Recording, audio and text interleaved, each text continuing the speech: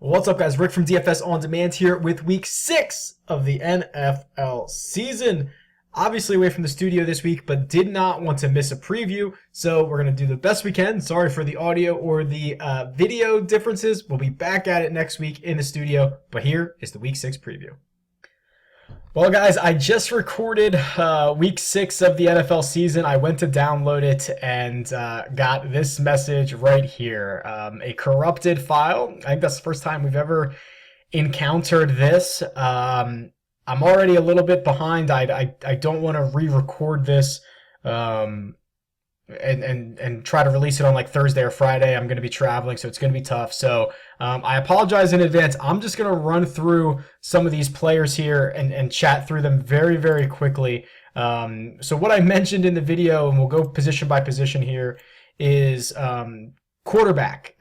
No surprise that Tom Brady and Patrick Mahomes pop off of my screen as my number 1 and number 2 most projected or highest projected quarterbacks. What is interesting is that Tom Brady is my number 2 value despite sporting that $6,600 salary on DraftKings. Usually you don't see value plays that high. He does check in for me as my number 2 value. 59 point total assigned by Vegas. The implied final score would be 31-28. Both teams really, really struggle against defenses or against offenses in general, but especially against the quarterback position.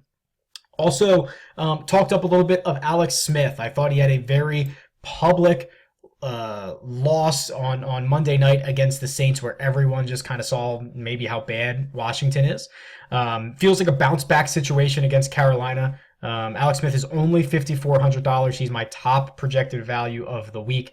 One of these situations where when game script dictates it, Alex Smith and the Skins can throw the ball a lot.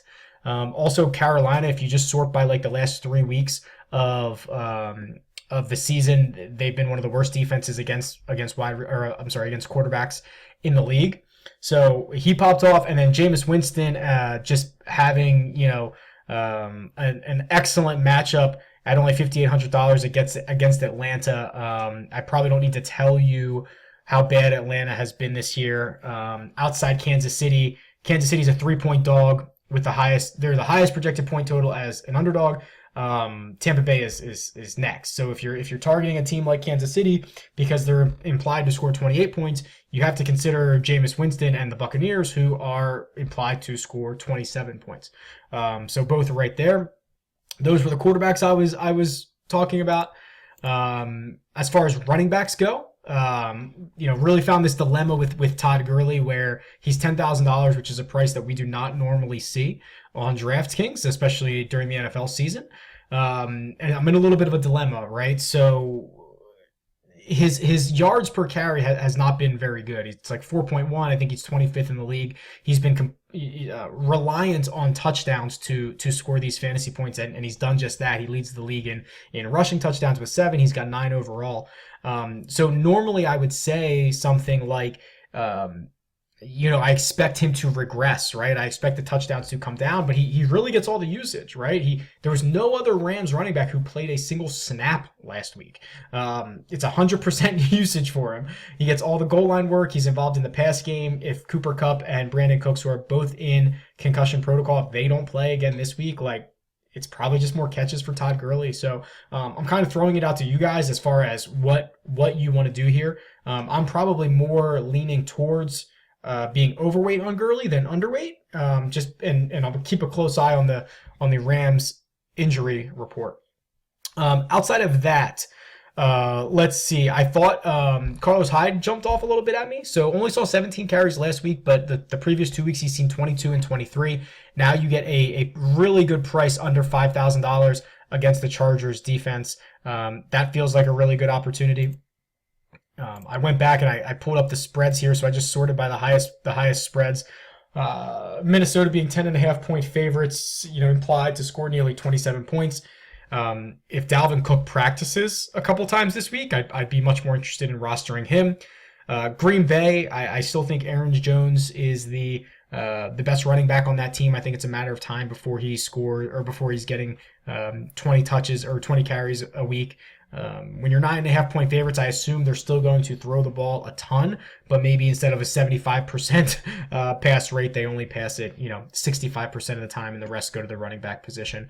And then with the Rams, those are the only 3 teams that are more than 4-point favorites. So if you're looking for running backs that are on teams that are large favorites, those are your options. Wide receivers. What I pointed out here about wide receivers is what really popped off the screen is DeAndre Hopkins at $7,700. That to me was shocking, right? He scored, I think, 25 fantasy points last week, 33 the week before.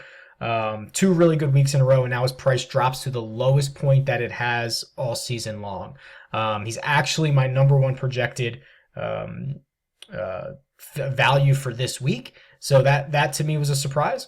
Then we flipped over to targets, and we kind of saw, all the target leaders are who you expect them to be. It's Antonio Brown, it's Adam Thielen, it's Julio Jones, it's Juju Smith-Schuster. But Michael Crabtree checks in around, I believe, 12th or somewhere in that range. And really, it's difficult to get a guy who I think he's got 46 targets on the year, who is priced at only $4,700. You're just not getting that volume of targets from wide receivers for that cheap. So it's no surprise to see him pop up here at my second highest value. And then I kind of mentioned it again. We're monitoring that LA Rams situation, right? Cooper Kupp, Brandon Cooks, both in the concussion protocol. We'll see if they end up playing. If so, if they don't play, if both of them don't play, Robert Woods probably skyrockets. We'll find another option deeper on the depth chart, but we're gonna play this by ear. I'll keep tweeting out the injury reports and whatnot. And then finally at tight end, let's see here. The projections really like just guys in high total games, right? So Austin Hooper for the Falcons, who have the second highest implied total at 30.5 points. David Njoku, who, we live in a world where David Njoku has more targets than Rob Gronkowski this year. It's just been super tough going for Gronk. And Eric Ebron is the highest priced tight end on a lot of slates this week. So, really, really interesting situation. Outside of that, what else did I mention? As much as I hate to say it, Jared Cook is probably a thing now, right? I think he's got the 4th most tight end targets.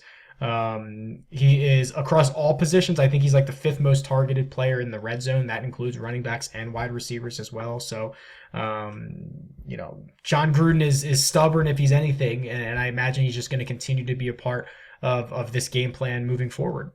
And that's basically it. I apologize for the really short video. I was already behind, and wanted to get something out to start some discussion. So please, let's chat about it. We'll be back at it in full next week.